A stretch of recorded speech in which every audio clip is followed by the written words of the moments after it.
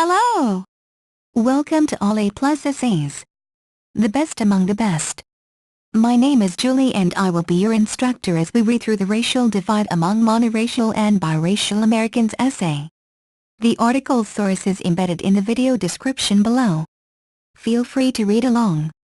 Please note that you can get a custom, plagiarism-free essay for as little as $10 a page at All A Plus Essays. The link is in the description.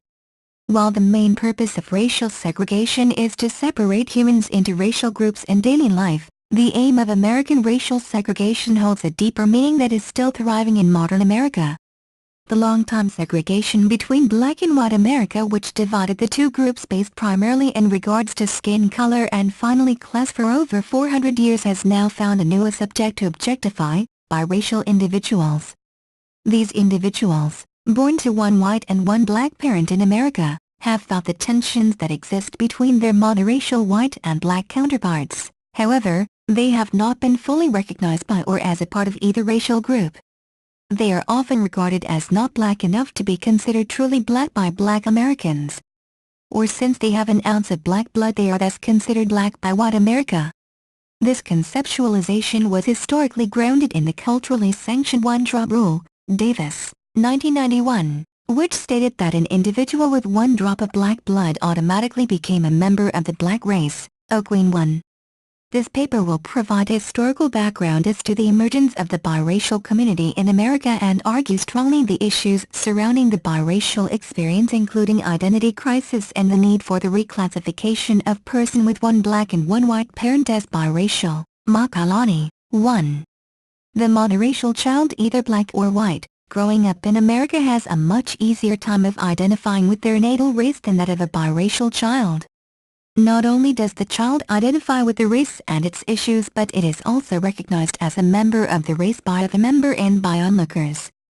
For example, a monoracial black person is considered a member of the black race by both black and white people. The same is true for members of the white race. White Americans set the social standard and experience what all other races in America strive to attain: white privilege. White privilege is described as an invisible package of unearned assets that I can count on cashing in each day, but about which I was meant to remain oblivious. McIntosh, 1. This heredity of privilege allows white Americans a weightless knapsack of special provisions: maps, passports, codebooks, visas, clothes, tools and blank checks. McIntosh, 1. These privileges that came into existence in slave-era days are still very present in modern-day America. White Americans have never had to deal with the following issues that surround black people each day, such as: 1. If I should need to move, I can be pretty sure of renting or purchasing housing in an area that I can afford and in which I want to live. 2. I can turn on the television or open to the front page of the paper and see people of my race widely represented. 3. When I am told about our national heritage or about civilization, I am shown that people of my color made it what it is. 4. Whether I use checks, credit cards, or cash, I can count on my skin color not to work against the appearance of financial reliability. 5. I can speak in public to a powerful male group without putting my race on trial. McIntosh, 2. The previous 5 examples were only a handful of daily struggles that white people are blissfully unaware of and lucky to not have to deal with or think about as they move about society. But nonetheless, they are still a race that recognizes its members. Conversely, black Americans do not come from privilege as their white counterparts. However, the members of the black community recognize its members for the struggle and burden they each bear. This struggle has become seen as a badge of honor for a black man in America to make it past the age of 30 without going to jail or being killed, or for the black woman to remain childless well after the age 25. This dissonance that began in slave-era days and still exists in some realms today between the black and white America begs the question: how did these two races copulate with such disdain for one another enough to bring about biracial children? And what has been the impact of the racial prejudices on this new diversified race? The foundation of racial America in biracial and multiracial children's place in slavery-era America, the emergence of the biracial child in slave-era America and the issues they encounter is discussed. Author Lolita Tademy, while researching for her book Cane River, a book that takes a look at the evolving relationships between blacks and whites, particularly the complex bonds between slave owners and slaves, found that while there were black codes that dictated how to behave toward slaves, these codes were often ignored. Slavery in America. White men were not supposed to father slaves' children, but slave women were forced to comply with sexual advances by their masters on a very regular basis, as they owed to their master a respect without bounds, and an absolute obedience and complete power over their persons. Photo 349. J. William Harris found that of the children living with mothers alone, about 1 in 6 had white fathers. Harris 127. These children were then faced with the stigma of being neither white nor black.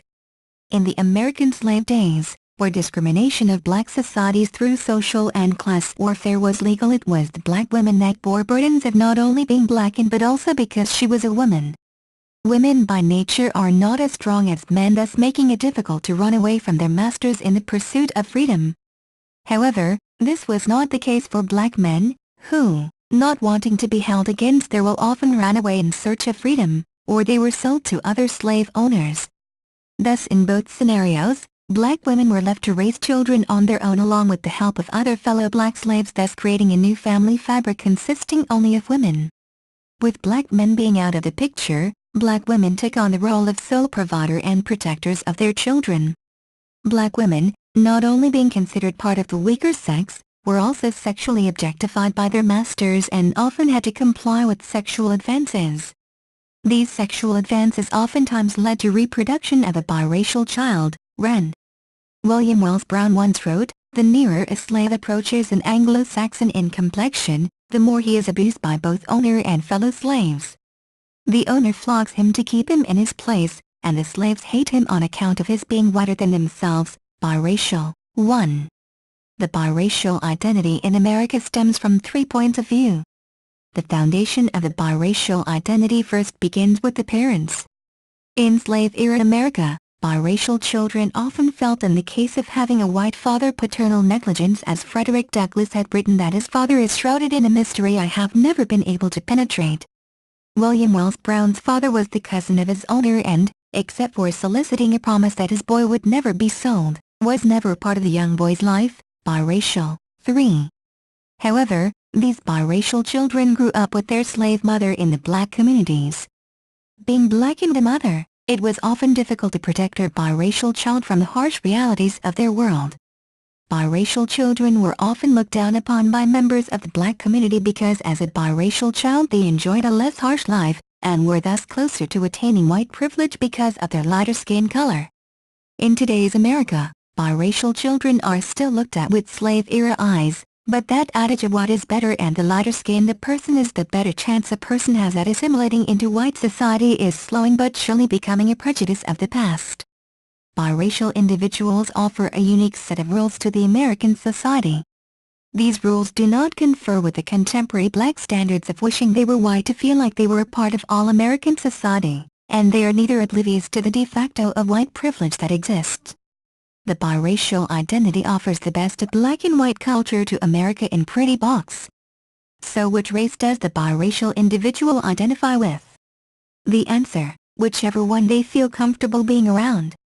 However, it's most likely both because biracial children learn to function in either white or black society in America.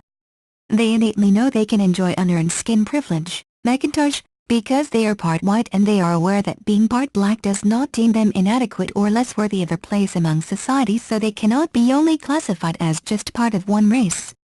They are a part of the majority races in America. Biracial individuals typically see people as fellow humans, not as inferior or superior races. This trend is likely to continue as more interracial couples have biracial and multiracial children that will change the attitude of future generations in regards to race. We are already seeing this effect occur as America elected biracial President Barack Obama in 2008 and has since re-elected him to serve a second term in 2012. Thank you for taking your time to listen to me. I hope you enjoyed learning about the racial divide among monoracial and biracial Americans essay as much as I did. Kindly remember that you can get a custom, plagiarism-free essay at All A+ Essays for as little as $10. The link is in the description. See you next time.